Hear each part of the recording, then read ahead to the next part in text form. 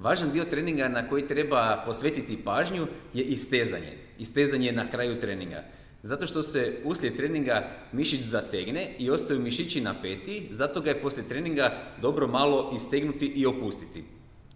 Opušteni mišić se isto tako brže i lakše oporavlja, zatim istegnuti mišić, dok je mišić onako fleksibilan i istegnut, manje je vjerojatnost da će doći do neke ozljede. I kad je mišić fleksibilniji, veća je amplituda u samom zglobu. Isto tako kod istezanja dolazi do veće prokrvljenosti mišića, a time se lakše povećava obujam, snaga i izdržljivost mišića. I isto tako ugoda vježbanja je veća jer se ne osjećamo onako ukočeni.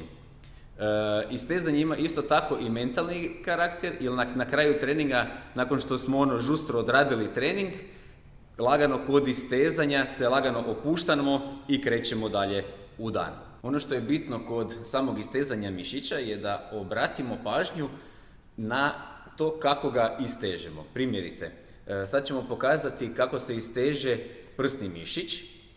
Primit ću ovako ovu ručku malo gore više od ramena, kako bi ruka bila opuštena, odnosno kako bi mišić koji se isteže bio opušten. Znači, mišić koji se isteže, koji želimo istegnuti, mora biti opušten.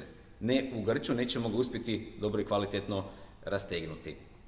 Zatim, krećemo u pokret istezanja i slobodno onako malo namjestite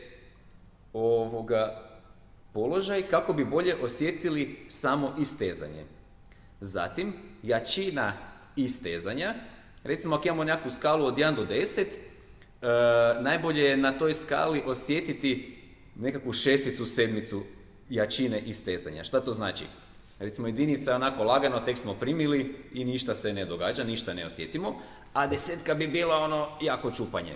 Znači, nekakva srednja jačina, kak se kaže, ona ugodna bol kod istezanja. Znači, osjetimo da se isteže, ali nije ništa prejako. I zatim, taj položaj zadržati jedno 15-20 sekundi. Znači, mišić je opušten, zadržimo 15-20 sekundi na miru i zatim pređemo na drugi mišić. I tako istegnemo sve mišiće koje želimo istegnuti.